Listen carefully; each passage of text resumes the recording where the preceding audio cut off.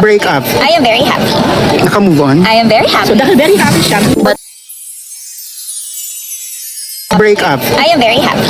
Naka-move on. I am very happy. so dahil very happy siya, But before that, if you haven't subscribed yet to my YouTube channel, please don't forget to like, share, and subscribe at hit mo na rin ang notification bell for more showbiz updates.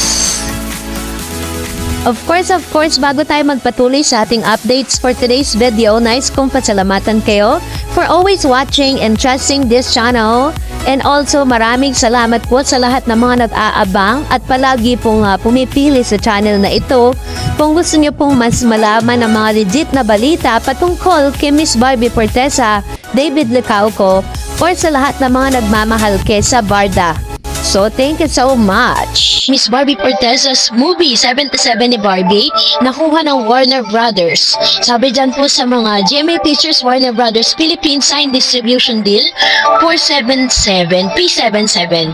Ang GMA Pictures has formally inked its partnership with Warner Brothers Philippines for the distribution of the upcoming horror film P77.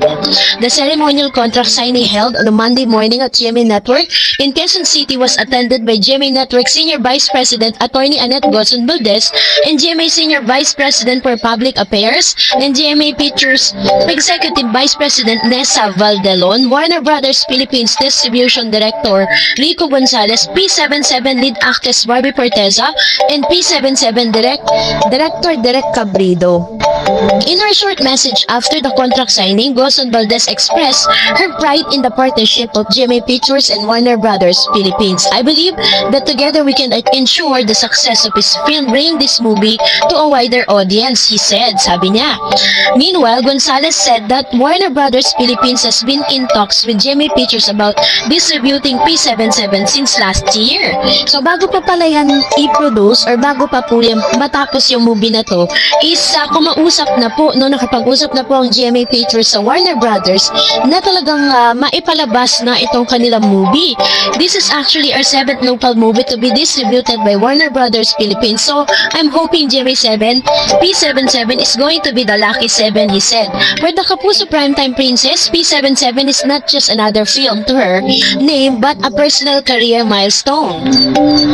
It's so something na ibabrag ko talaga. Hindi ko to itatago. May Warner Brothers film ako ganon. Barbie told GMA News Online.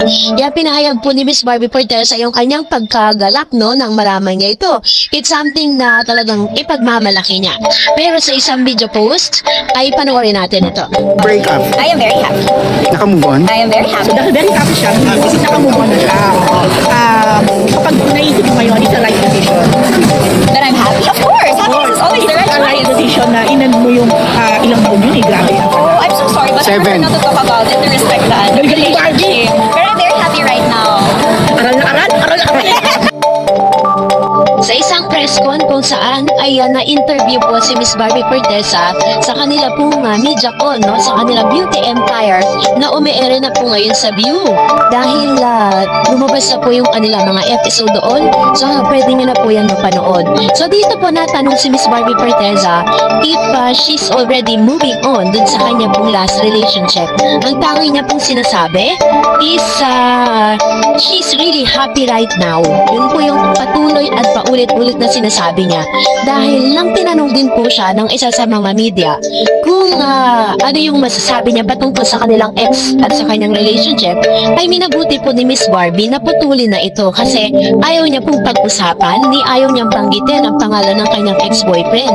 Pero ini-inculcate niya po sa media that she's happy right now. So ang tanong nga ng marami, sino nga ba ang nagpapasaya kay Miss Barbie Forteza ngayon? Dahil kitang-kita naman yung pagka-glowing ni Miss Barbie. Kung dati talagang may sariling ilaw, kahit walang literal na ilaw si Miss Barbie, talagang nagliliwanag siya. Sa sobrang ganda, sobrang kinis at sobrang puti ni Miss Barbie Forteza. Pero yung glow niya ngayon, nakasama po si Pambansang Ginoo, kakaiba. Kaya po talagang tanong ng marami, if is there someone that makes them happy? Ang sagot niya palagi, she's happy right now. Lagi niyang sinasabing masaya talaga siya. So, meron na kaya, Kasi Kasi ang hinala natin talaga, syempre po, hindi naman madali na makapag-move on sa ganong 7 years na relationship. Hindi ganun kadali na magiging masaya ka. Pero dahil may taong nagpapasaya at nagpapadama sa kanya na siya special, mas madali niya talagang makakalimutan yung kanyang past relationship. Kaya naman, we are so happy and proud of you, Miss Barbie. Dahil talagang hindi ka affected sa kung ano man ang mga naganap sa iyo noon, dahil alam namin na merong isang taong talagang nag-aalaga at nagpapahalaga sa iyo. At dahil dyan, mag-react tayo sa mga comments ninyo. Sabi ni Miss, sabi ng isang komento na si Lali, no? Sabi niya, tama ang choice mo, Barbie. Kunin mo yung lalaki na kaya kang buhayin, mahalin ang tapat habang buhay. And sabi naman po ni Miss Linda, Barbie Portesa, kahawig nga yung Chinese actress na si Xia Ying. And Miss Nicole, wow, I like much idol Barbie. You're really pretty and sample beautiful. Sabi ni Miss Jenny Pasada, Sir Glimpse Eyes. Ayan.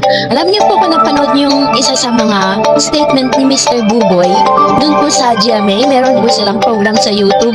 Sinabi po niya yan na sobrang ganda ni Barbie Portesa. Parang may sarili daw siyang ilaw. Sa ganung paraan niya describe ang isang Barbie Portesa. Sabi ni Miss Lourdes, wow, yung at heart, simple ang aming girl Barbie at may kalayaan ang mga ngiti mo. And then sabi ni Miss Des, love you both, Barda. Alam niyo kung matatandaan niya, pagkatapos ng breakup sila, hindi natin nakita si Barbie na parang siya, yung talagang nasa moving era siya, diba? Hindi natin nahahalata. Sabi ni Miss Mercedita, sana magkatuluyan kayo kahit mga pagsubok parating, be strong lang, kayo palagi, Miss Barbie. Ayan, so ito naman yung kanyang komento. Another comment, sabi ni Miss It's Me Grace, the necklace na bigay ni David suot ni Barbie, dyan kaya lalo siyang gumanda sa mata ni David. Very true. Meron po kasing na-chichika na parang meron pong kwintas nga daw na nairegalo itong si David Licauco. Sabi ni Miss Villaromos, sa mata ni David, si Barbie Portesa ay perfect para sa kanya. Pero maghintay tayo kasi hindi pa naman sila kasal. Bilog ang mundo. Ayan. So yung kanyang komento, which is true, no? Kaya nga po lahat ng mga barda pag sinasabi na sana magpakasal na kayo or sana ganito, di ba? Pero we should always trust the process first. Huwag natin silang madaliin kasi sabi nga ng kasabihan, di ba, that the friendship is the best foundation of any relationship. Kaya huwag natin masyadong madaliin ang mga bagay-bagay. Hayaan natin na kusang loob, no? At huwag natin silang pilitin na umamin na kayo kasi the more na ginagano natin sila, mas lalo nilang ililihim sa publiko yan. So that's it for today. For more videos and updates, please don't forget to like and subscribe, and please don't forget to follow my Facebook page, Dor Eds TV. God bless everyone!